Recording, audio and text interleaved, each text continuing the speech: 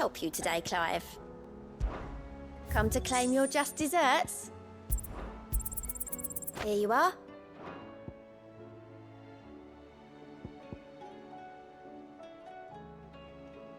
Best of luck out.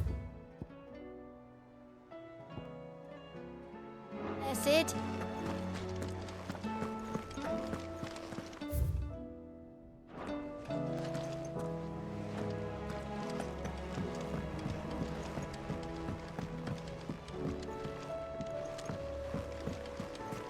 There's some...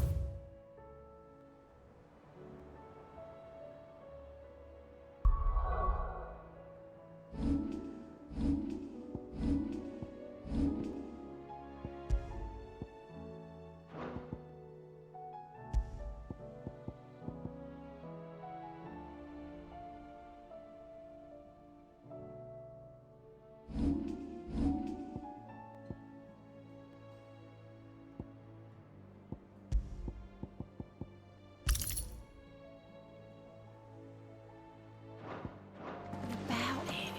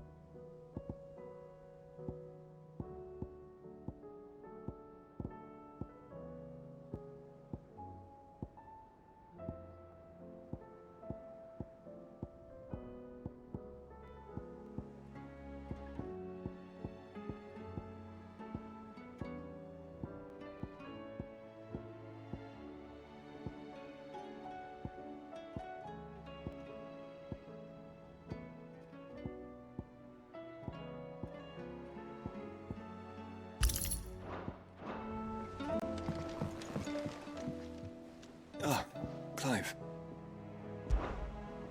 Joshua, what's wrong? And don't say nothing. It's... not nothing. I've received word from Cyril. The Undying have found Father's will, or something akin to it. His will? How? And where? In the crypt beneath Rosalith Castle. After Kupka was kind enough to drive out the Imperials, the Undying took the opportunity to recover what relics of the Duchy yet remained. And in the process of doing so, they found a letter from Father. I'm surprised anything survived down there. Cyril asked that I join him in Tabor at my convenience. I have been meaning to go, but... would you join me? Of course. I want to know what's in that letter as much as you do. Very well.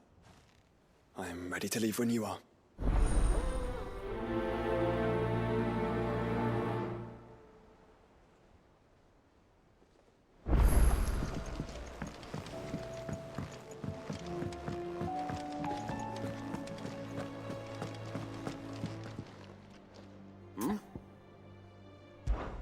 Clive, my boy! Rutherford informs me that we owe you our thanks. Hadn't intended for you to get involved, but such are the times we live in, huh? I would have done the same for anyone else. You're far too modest, Clive. You'd make a terrible nobleman. But tell me, is the realm truly in as dire a state as Rutherford suggests? From what little I saw, you were right to be worried. I suppose I should have expected the worst. But I was rather hoping the great and good of the realm might have things a little more under control. Alas, it seems that firm leadership is in short supply these days, and without it, the people are bound to lose their way. We must move quickly. But where do we start? True, the challenges that face us are many. But in my estimation, there are two key areas to be addressed before any other. The realm's armies and her larders. As you've seen firsthand, It's every man and woman for themselves out there. Certain cities have banded together to try and maintain some semblance of order, yes, but such cases are few and far between. And yet, the only remedy for the chaos that faces us is unity. A unity that transcends even the borders laid down by our ancestors. In short, if Storm does not stand together, she will fall apart. But how would one even begin to unite the realm? The armies, my boy. As I told you already, we begin by restoring order among the ranks of those sworn to maintain it. Sadly, I doubt I could convince even the lowliest gaggle of privates to dig a latrine together. But I do know someone the High Commanders have been known to listen to on occasion. Field Marshal Eugen Havel. I thought he was retired. He was, until an Akashic army tore through Randalar and killed most of the rank and file. There is no man alive more capable. Literally. And as luck would have it, I've already spoken with him on the matter. Of course you have. And he's agreed to help. On one condition. That he first speaks with you personally. Havel has always been a man of frustratingly rigid principle, and he has certain qualms about clasping arms with, well, with an outlaw. I extolled your many virtues as best I could, of course, but the old goat was adamant that he be allowed to appraise you in person. You don't mind, do you, my boy? Of course not. As long as chaos reigns, we will never build a better world. I'll do whatever it takes. And if the Field Marshal wishes to speak with me in person, then so be it. That's the spirit. I'll leave for Randalar at once. Would you send a Stolas? Of course. Rutherford is already in the Dalmekian capital. I'll have him tell Havel to expect you forthwith. Excellent. Thank you, Uncle. No, thank you, Clive.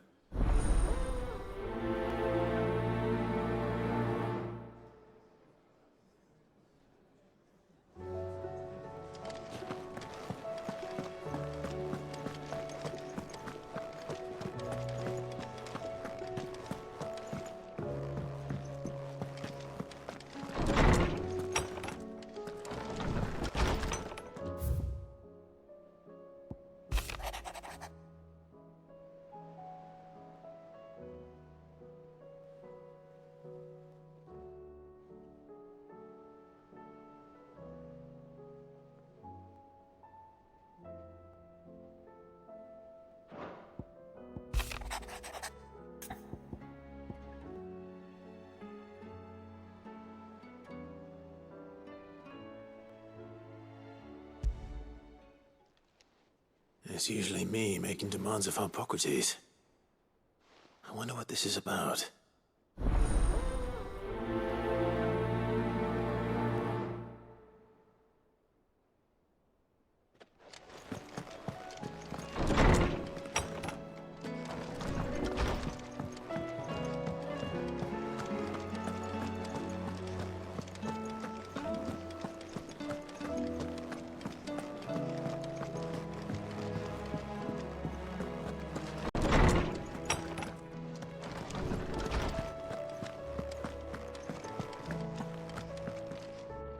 Lawsman Harpocrates, I received your note.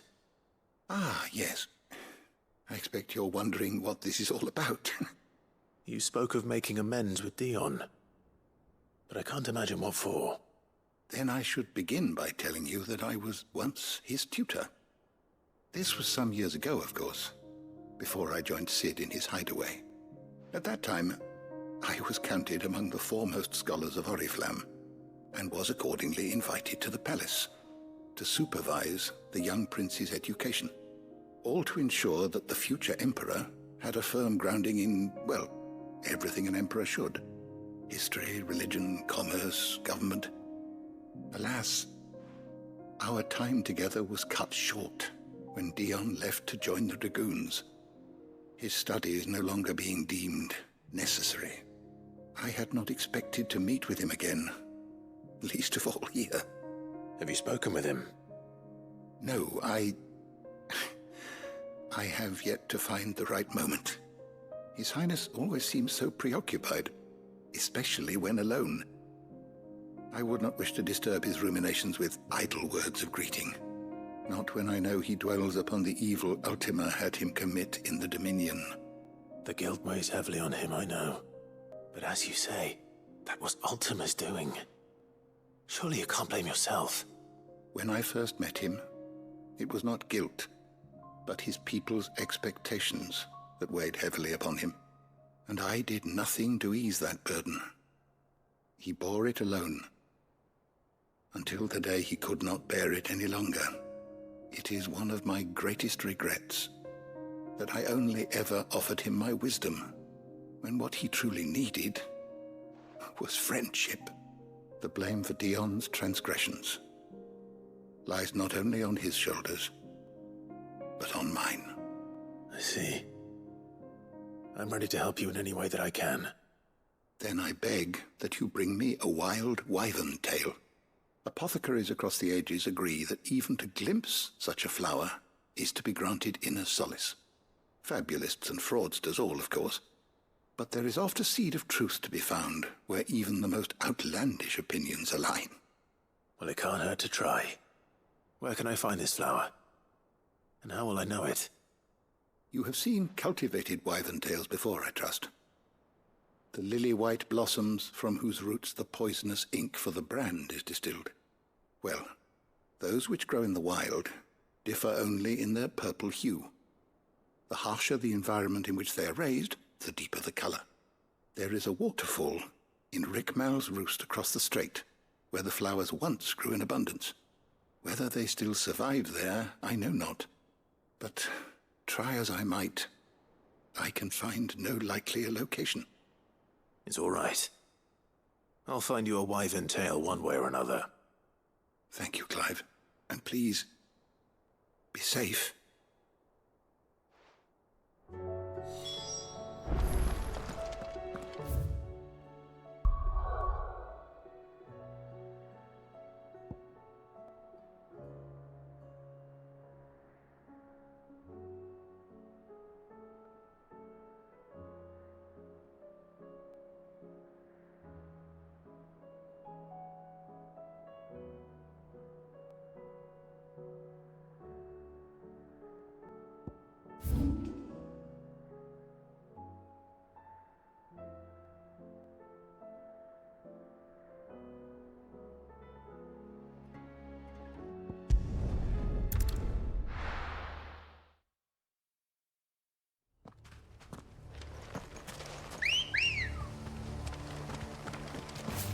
Ready, go?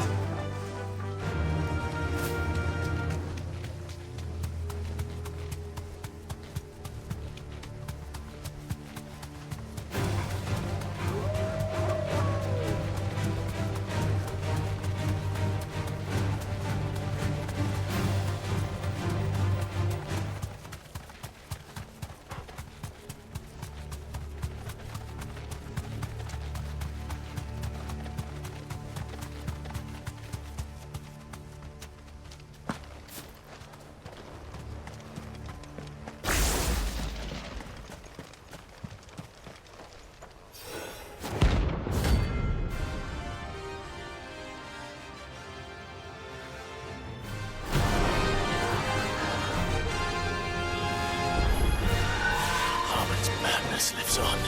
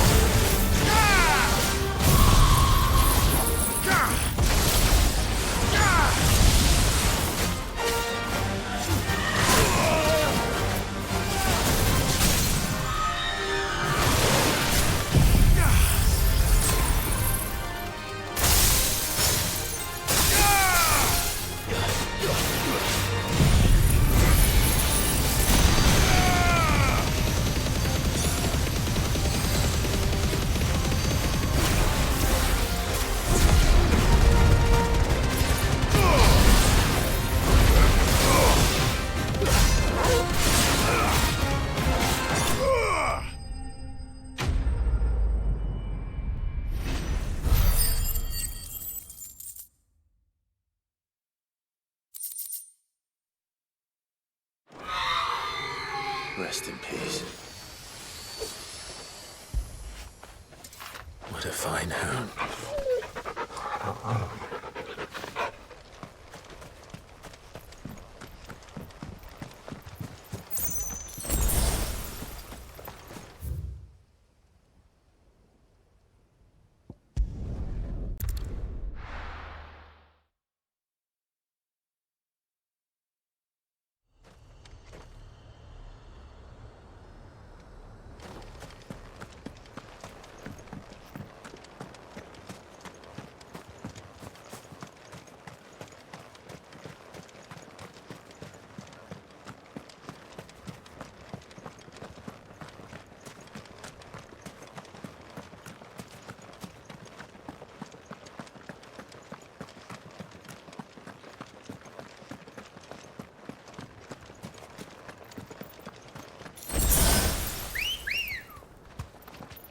Ready, go?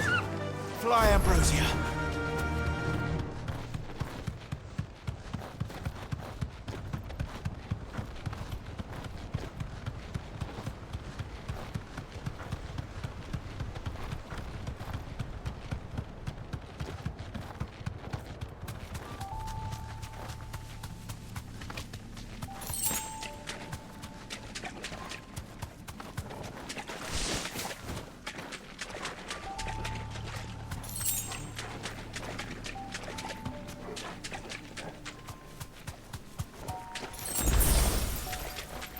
Seems this place has been flooded twice over.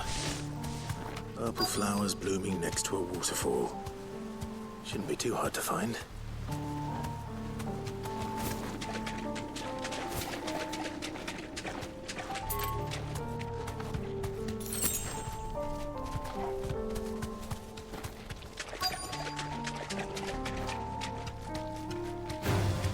This won't be easy.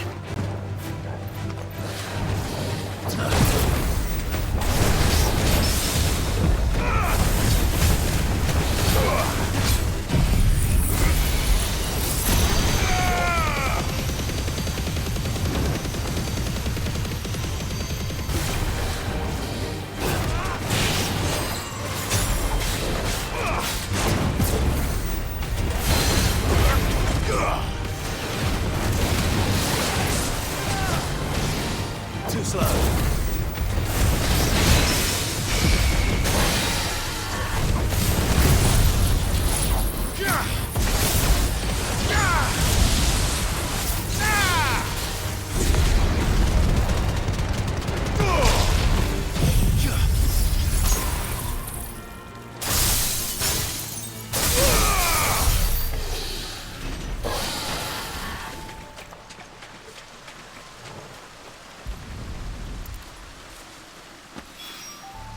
Here they are. Might as well pick enough for a bunch, I suppose.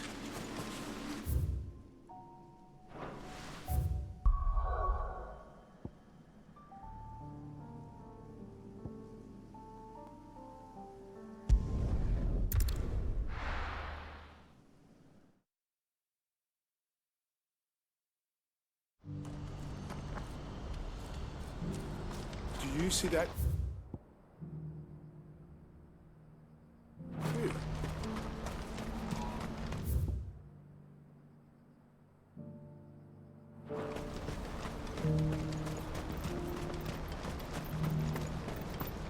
Papa?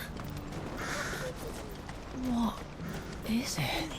Oh, please, just make it stop. I'm scared. It's all right.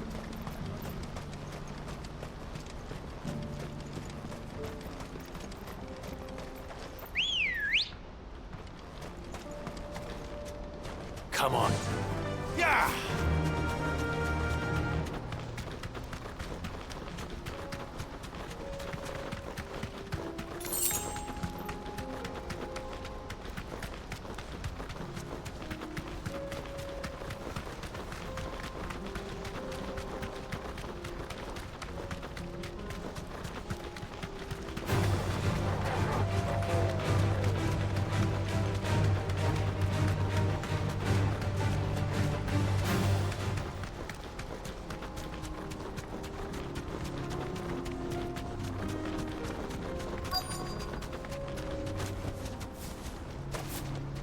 can't be Rutherford, can it?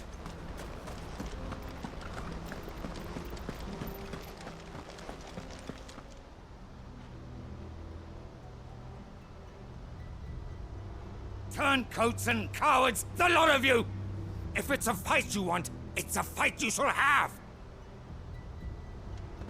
Allow me. I don't need your... Please, Field Marshal. Oblige him. This won't take long. You're right. It won't. Men, finish him.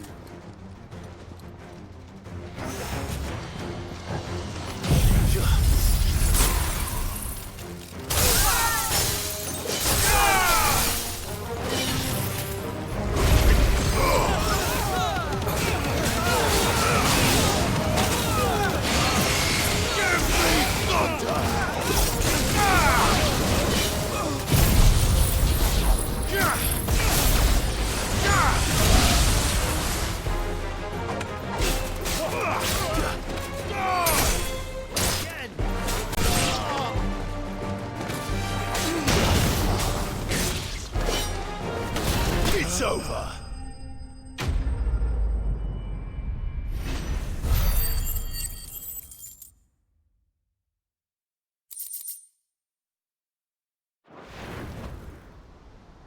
A little longer than I'd have liked.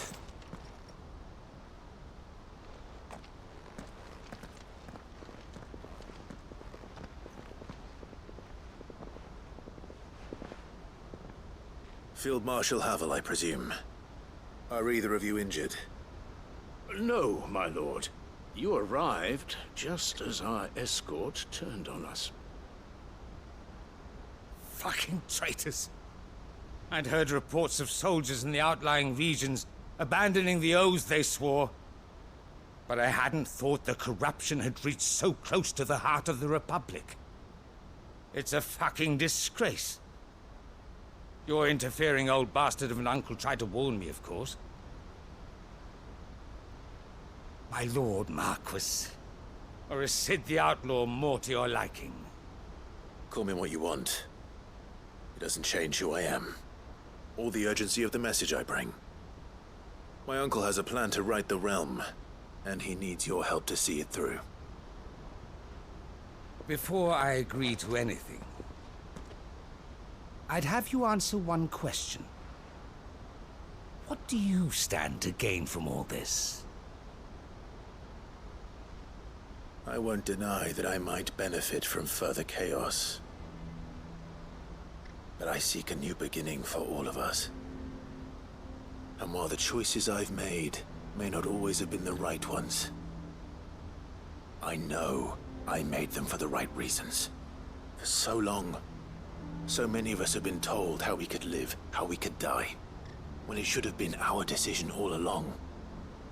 Now we have a chance to put things right. But in order to take it, we must stand together. Even if it be beside those with whom we don't see eye to eye.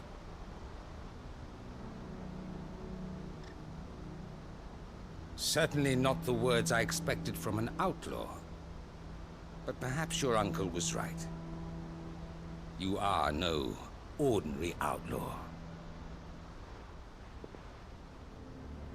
I'll never hear the end of this. All right. I'll start by ordering my most trusted guard to bring the Dalmekian fringes under control. Next, I'll make contact with my counterparts in the Imperial Army and see if I can't convince them to try and restore order in their own territory. Thank you, Field Marshal. But they are not the only ones we will need to convince. What do you mean? I don't doubt that I can bully some sense into a few generals. But those they answer to require a different kind of persuasion. And when it comes to honeyed words, well, we will need an envoy. One who can court even the most stubborn of statesmen. You, perhaps. I'm flattered. But I'm no diplomat either. And I have other problems to attend to. What we need is a skilled arbitrator. And I may know just the person. Is that so? And would he happen to be an outlaw too? Of a different kind, perhaps. Beggars can't be choosers. I suppose we'll all have to find a little of the outlaw in ourselves if we're to make it through this. Very well. Send your man to me right away. I shall.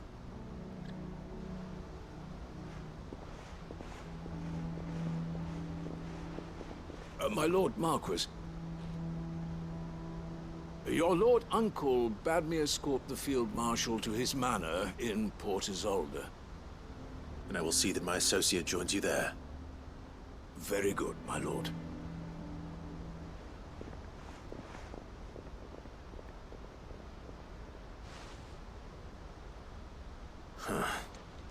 An envoy. I'm not sure I'm the man to talk anyone round. I can barely convince my brother to take his medicine. No. This is a job for someone with experience. Someone like Quentin. I hope I can convince him at least.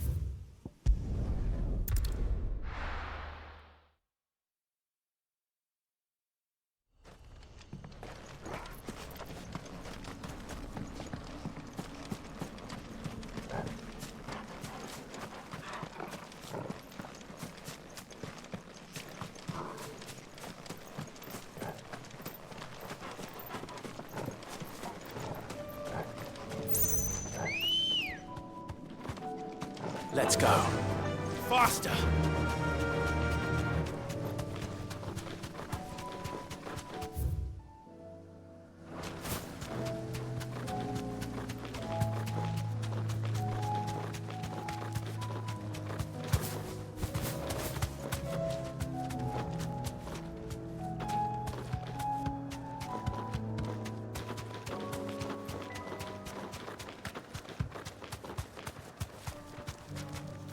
No need to ride from here.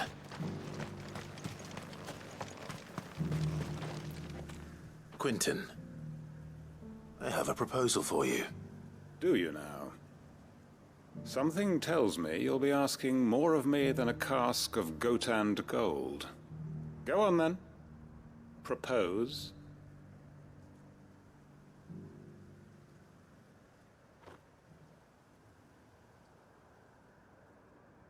You'd have me convince the chiefs and chamberlains of the realm that they should simply swallow their pride and do the one thing that has proved impossible for thousands of years. Was there anything else? Perhaps I can fetch you a meat pie as well.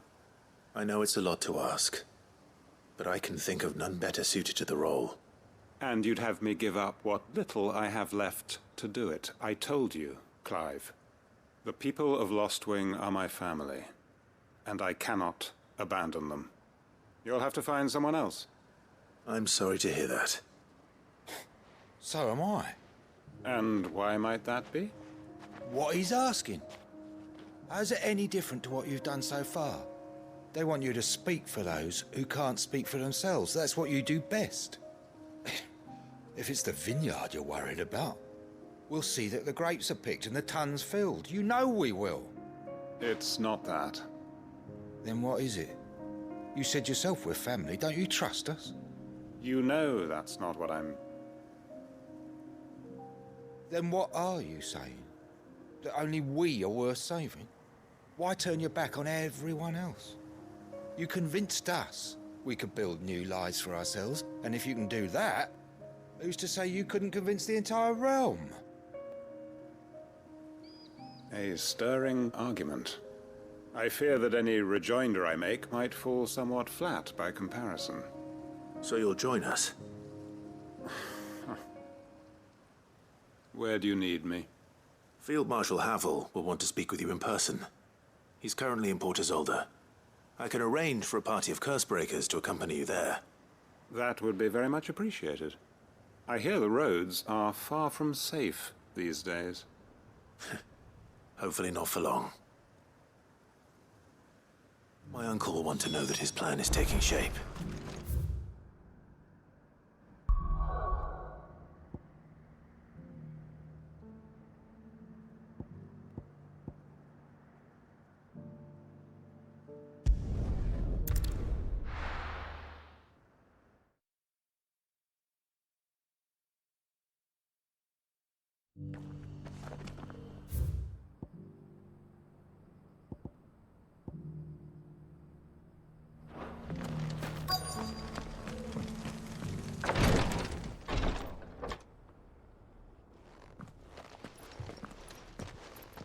Your Grace, my lord, I trust your journey was not overly onerous. Cyril, you found a letter from Father? Yes, I have it here.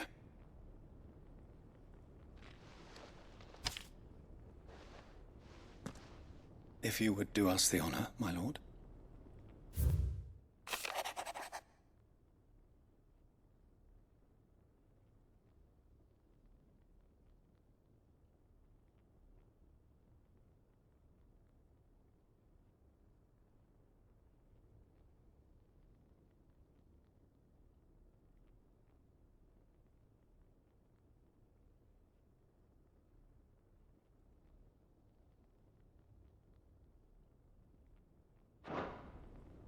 An inheritance.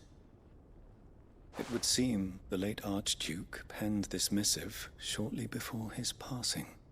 The day before we left for Phoenix Gate. What are these plans he spoke of? His plans for the duchy, Your Grace. Your father entrusted them to my predecessor, the former bearer of the Burning Quill, who entrusted them in turn to me. The complete emancipation of bearers is their stated aim.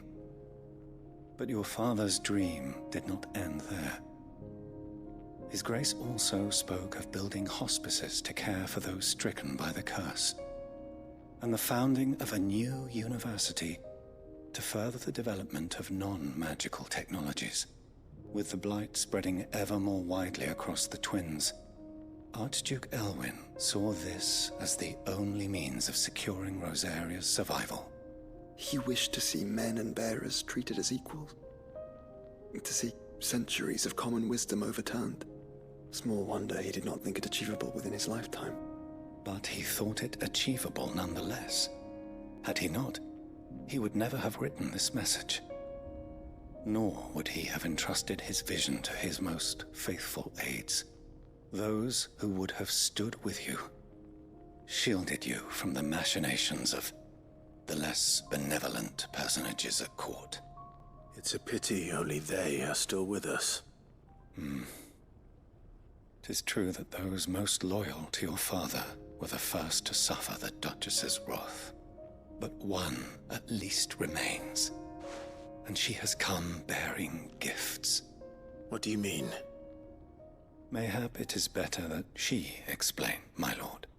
After all, the duties entrusted to me by my predecessor extended only to recovering His Grace's will and arranging a meeting with the one who might execute it, or a part of it at least. And where is this woman? She awaits you in the archive, Your Grace. Thank you, Cyril. Shall we then?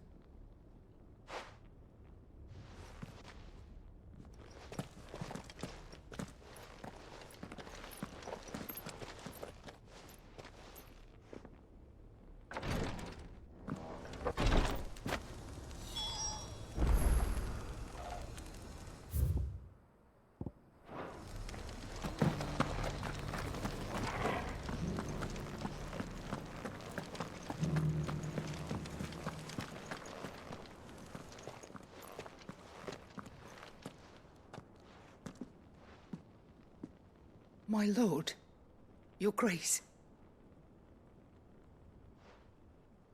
I hardly recognize you.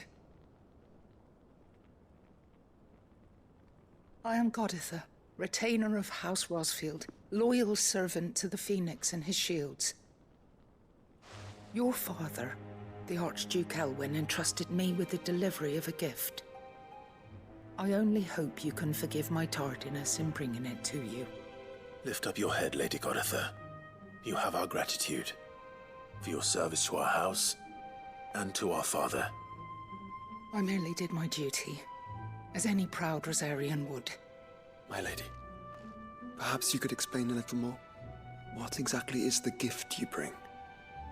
As I'm sure you know, it has long been the custom for the children of House Rosfield to be presented with certain keepsakes upon their coming of age.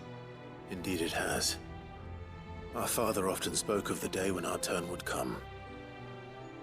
And had he lived to see it, he would have presented you with the treasures I bear. Matching armbands for you both.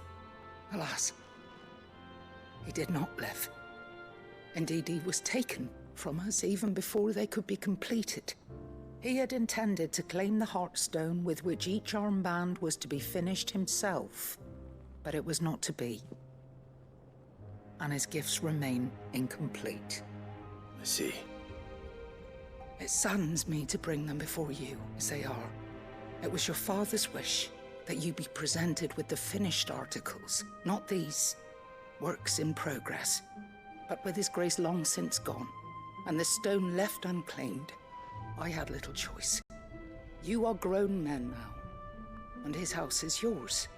And while I would not presume to insist upon your claiming the Heartstone in his stead, I know that nothing would have pleased him more than for you to do so. Thank you, Lady Goditha. What say you, Clive? What else? Of course, my lady. May our father's will be done. Oh, I am much obliged. Do you know where we might find this Heartstone, my lady? I do. Though it may be a matter of a good deal more than simply happening upon it. It is found in the bellies of elder griffins, you see. We do at least know where to find one. A certain specimen has made its nest in Titan's Wake, not far from here. A certain specimen? You are most perceptive, Your Grace. In answer to your unspoken question, yes. In fact, this is the very same beast your father meant to slay. I have been tracking its movements since you were but a boy. Were you to slay it in his stead, as men of House Rosfield, it would surely make your father proud. What say you, Joshua?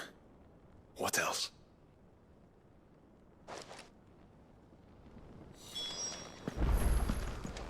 Titan's Wake is to the south of here. But we must not be hasty. The good lady has been disappointed once already.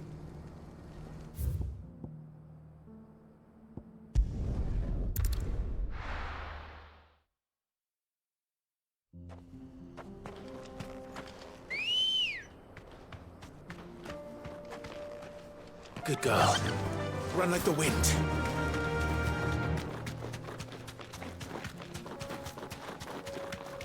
Eyes peeled, Joshua.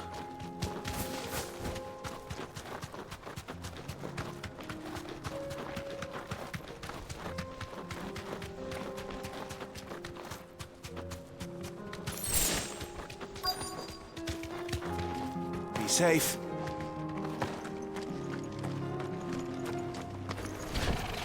There it is. For House Rossfield.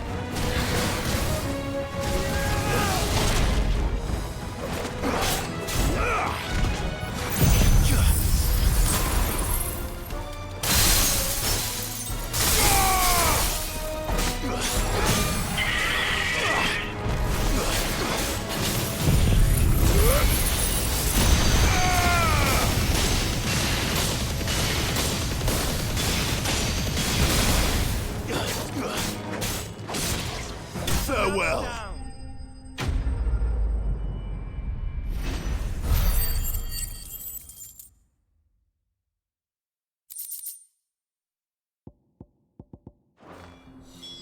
Is this the Heartstone? I expect Lady Goditha will know.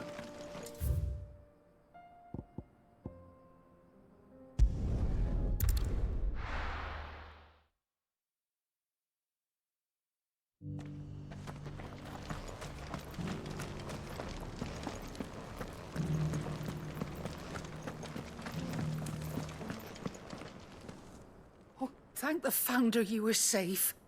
The Griffin is slain then? And the Heartstone claimed.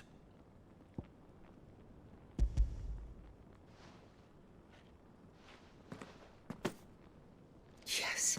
This radiant luster, like frozen flame. It is just as your father described it. Thank you, my lord. Your Grace. Your father would be so proud. Lady Goditha, the lapidary is ready. Thank you, Cyril. I will be with him shortly. If you would excuse me, I shall have the stone cut and set forthwith.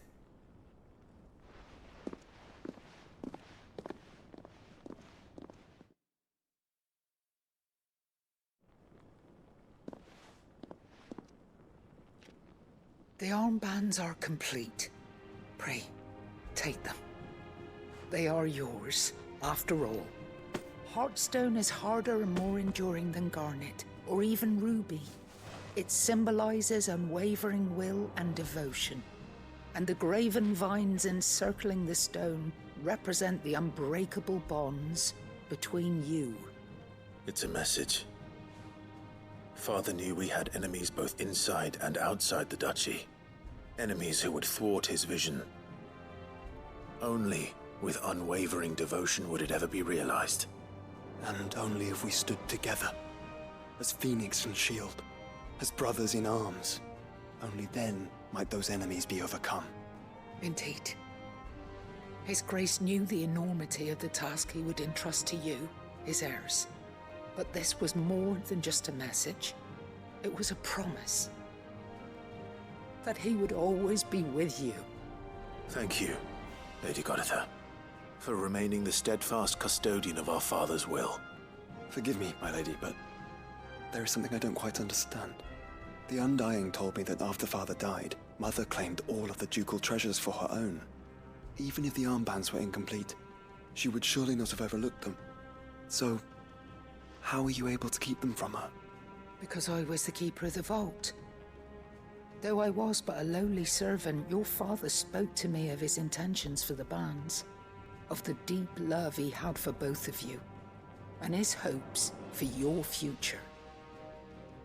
In the days before the disaster at Phoenix Gate, I discovered that the Duchess had ordered her jewelry be sent away from the castle. It was then that I knew she meant to betray us. I tried to warn your father, but it was too late. When word of the fire reached Rosalith, I knew my time was short.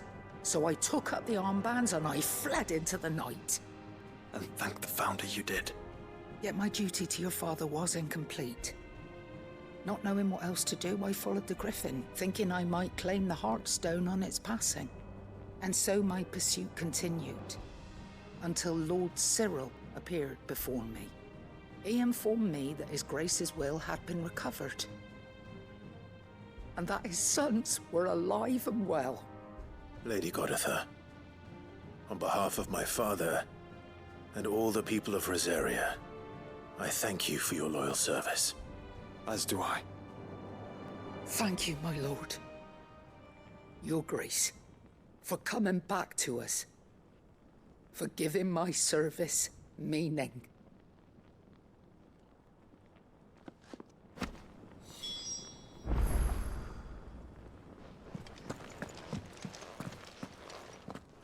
The bands suit you well. It must be gratifying to finally receive the inheritance that was denied you for so long.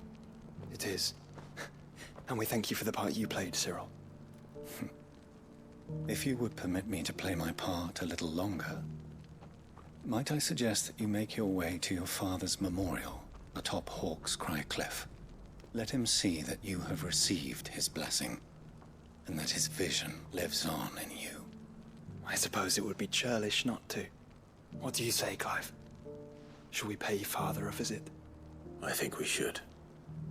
I was hoping to be able to offer him my thanks before we left for Origin. Your father's helm is enshrined there. It has been since the day we recovered it from Phoenix Gate. I prithee claim it, for it too is a part of your inheritance, and I do not doubt that your father would prefer it in your hands than perched upon some lonely rock. Thank you, Cyril.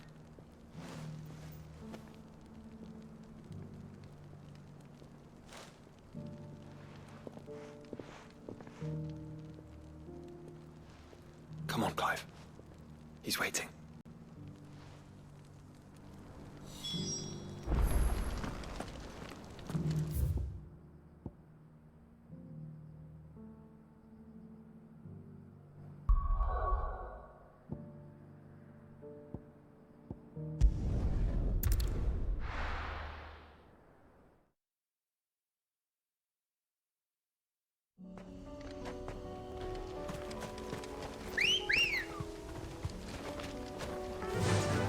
Fly, Ambrosia! Unwavering will and an unbreakable bond.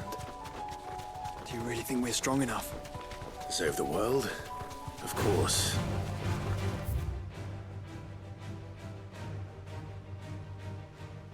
To overcome Father's political enemies? That I'm less certain.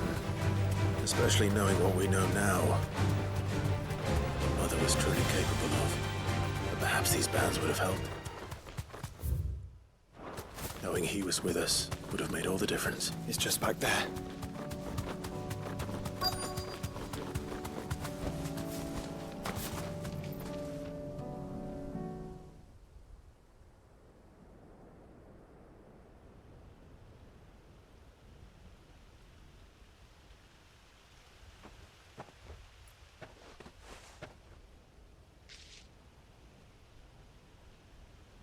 Father always fought for what he believed was right.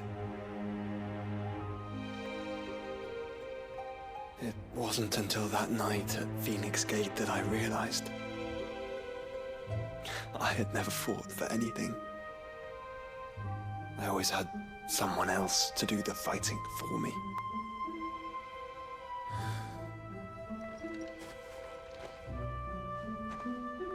No matter how fate conspired against him, he never lost heart. never looked back, never stopped fighting. To me, he was the greatest of men. And I've been trying to live up to his ideals ever since.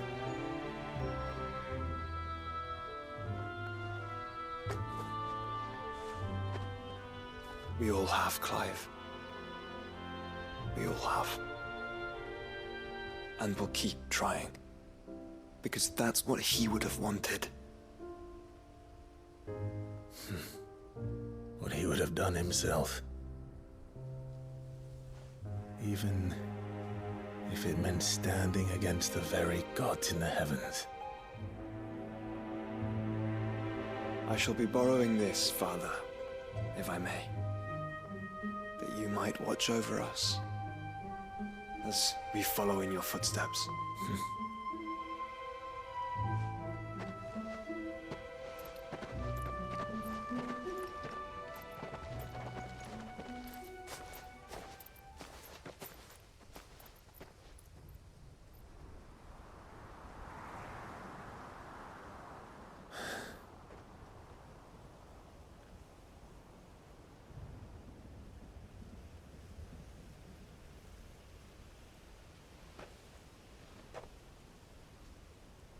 We won't lay you down.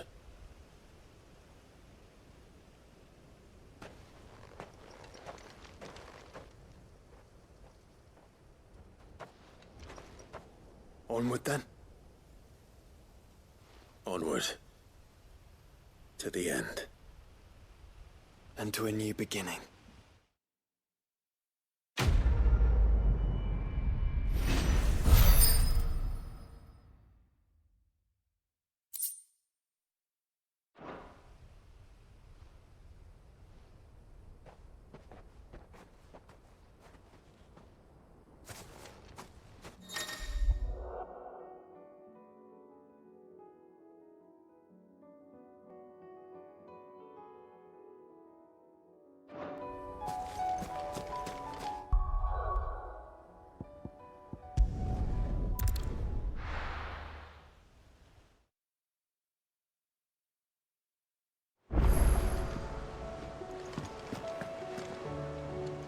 Uncle, I bring good news.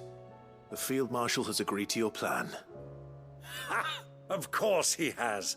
I didn't doubt you for a moment, dear boy. Rutherford is accompanying him back to your manor in Porter's Alder as we speak. They will await your return there.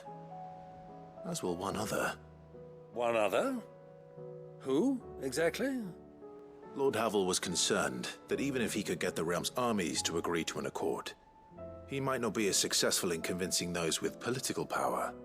He asked if I might have a solution, and I suggested a certain Imperial Lord Magistrate turned Liberator. One of your co-conspirators?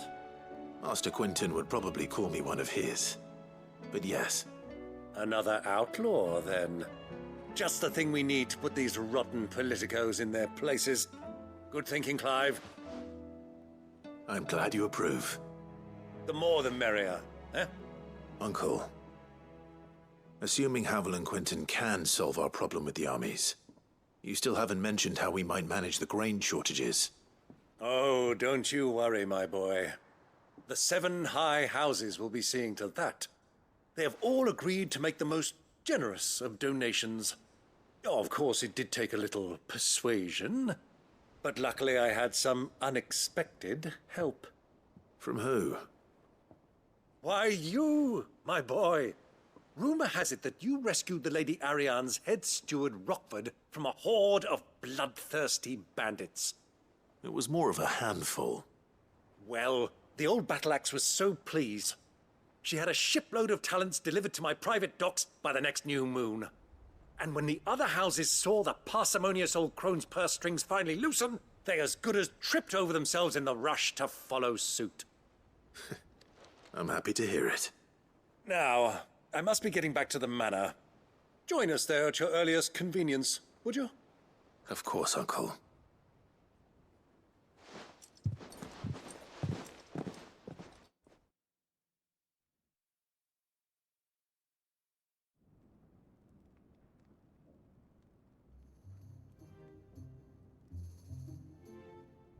And how, pray tell, will we get that grain to the capital if the roads are still overrun with akashic? You'll find another bloody road. I only have so many men, and I'm not about to send them headlong into an ether flood. That is, unless you'd have them turn as well. Well, I'd certainly eat less. Says the man with a belly bigger than a band of curls. My soldiers actually need their rations. Without any food to keep them going, they'll be dead even before you've sent them on your fool's errand. If I may, gentlemen, perhaps I might suggest an alternative approach. Though supply routes are indeed disrupted, there is no shortage of ships. Indeed, they bob away in every bay from here to Randalar, awaiting a safe haven. Allow them to make port and fill their bellies full of grain. And once those who crowd the cities are fed, ferry the displaced back to the countryside to work the fallow fields. But I'm sure that you wish to continue your discussion. Forgive the interruption. Two such firm friends as yourselves need no help from the likes of me.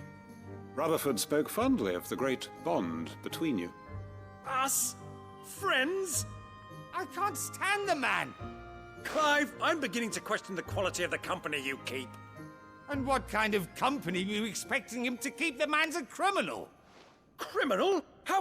How dare you? You are not fit to breathe the same air as this fine, upstanding young gentleman. Upstanding? He calls himself Sid the Bloody Outlaw! Once more onto the breach.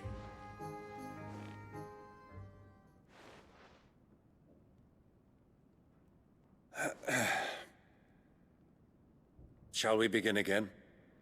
What we seek here is not to create a new nation, nor to claim the thrones of those that already exist. We wish simply to bring stability to the realm that mankind might weather the current storm. And to do that, we must convince those in power, the generals, the statesmen, the nobles, that our cause is just. There will be disagreements, yes, and I imagine some resistance, much resistance. But we cannot let that deter us. If we show them the path, show them that we walk it ourselves, then I am confident they will follow. The fate of the world lies in my nephew's hands, but the well-being of her people lies in ours. And we must not squander the chance that Clive has given us. Uncle Byron, Now, with that settled, let's move on to the signing of the Accord. For what great moment in history hasn't been accompanied by a little ceremony?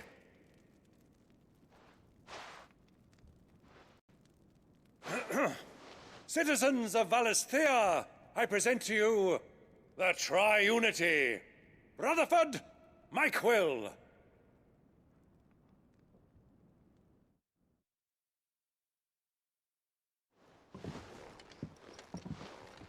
Well, my boy, the stage is set.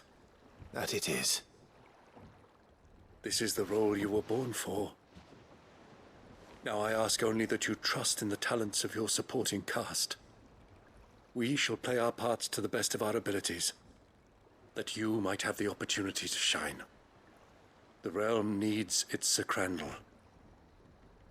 And there is no better Crandall than you, Clive. I want you to keep this signed accord as proof of our faith in you. I will. Thank you, Uncle.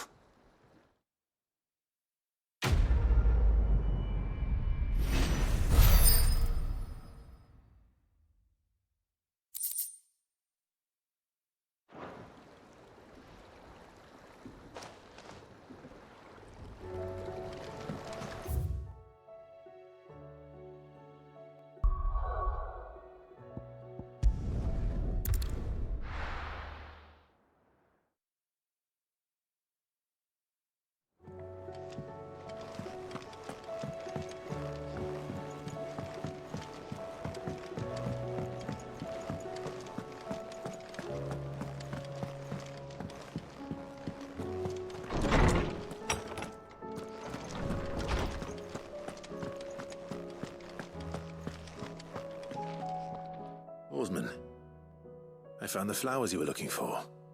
You did? I think I did.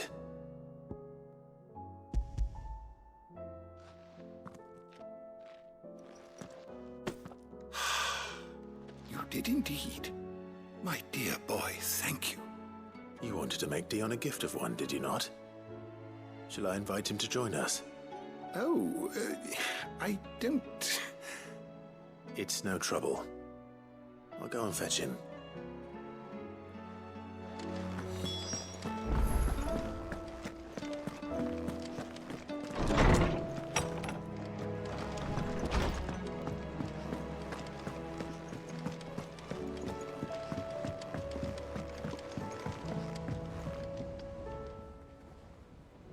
Your Highness, would you do me the honor of accompanying me?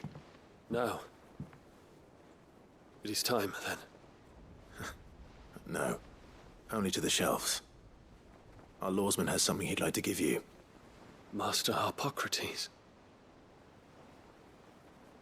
No. I dare not show my face before him. Not after everything I have done. I have taken countless innocent lives. And ruined countless more. All because I was weak. I have sworn to atone for my crimes or die in the attempt. But were I to meet with him again, and see in his eyes what I have become, I fear that my resolve might falter. Then that is all the more reason to do it. Test your resolve. Prove to yourself, and to him, how strong it truly is.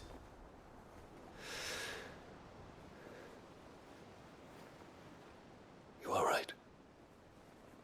I must, at the very least, offer him my gratitude. Very well, then. Take me to him. Follow me.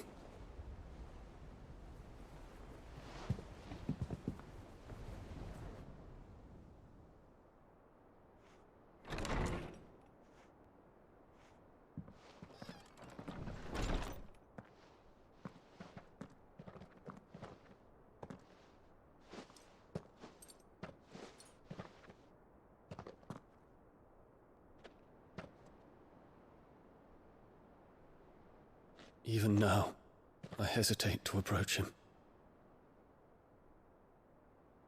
What must he think of me? You'd be surprised.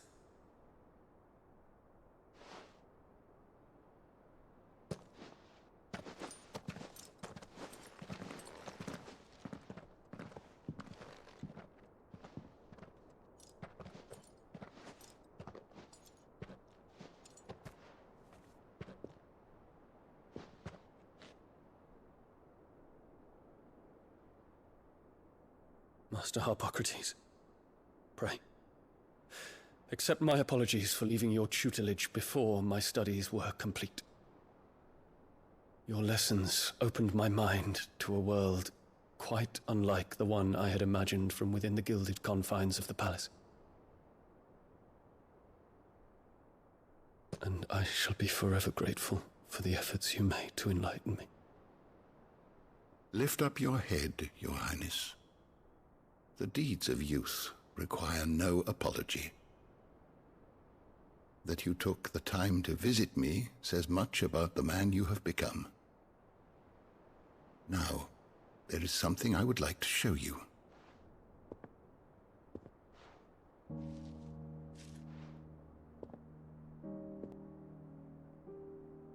Is that a wyvern tail? The color is unfamiliar to me. Because it is unique to those found in the wild. Something in the harsh environments in which they grow lends them this striking hue. Their roots are indistinguishable from those of their hothouse cousins, but once they bloom, the difference is immediately apparent. In this flower, I see you, Your Highness. Its roots were the roots of a wyvern tale, with all that implies. But they do not define it, just as yours do not define you. I want you to have it, that it might remind you of this truth.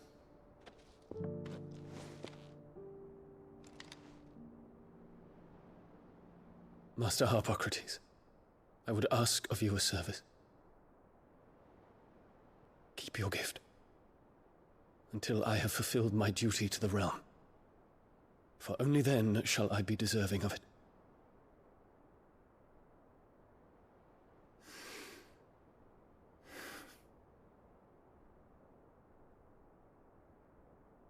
As you wish, Your Highness.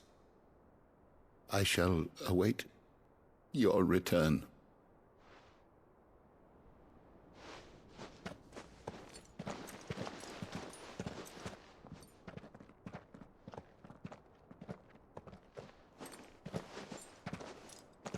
Our roots do not define us. No wonder my stepmother didn't like him. For reuniting me with memories I had thought long lost.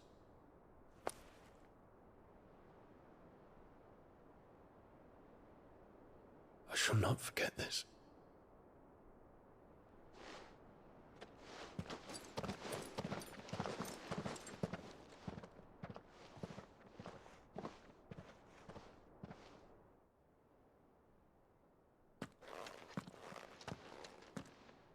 Thank you, Clive. Were it not for you, I fear I might never have found the right moment to speak with him. Not to mention the wyvern tales. I shall plant their seeds, that I might not disappoint His Highness upon his return. I hope the soil in the hideaway is to their liking. Why, these flowers bloomed in the bleak, black wastes of Waloed. I'm sure Nigel's yard will suit them to a T.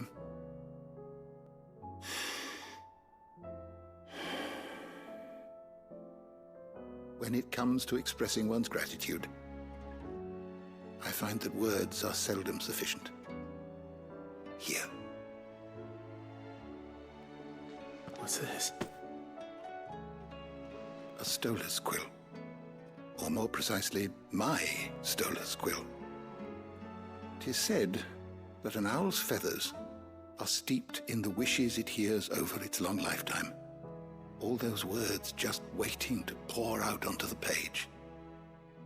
So consider this my wish for you. That one day you may put down your sword and pick up that pen. Well, when that day comes, I'll certainly have a lot to write about. Thank you, Harpocrates. It shall have pride of place in my chamber.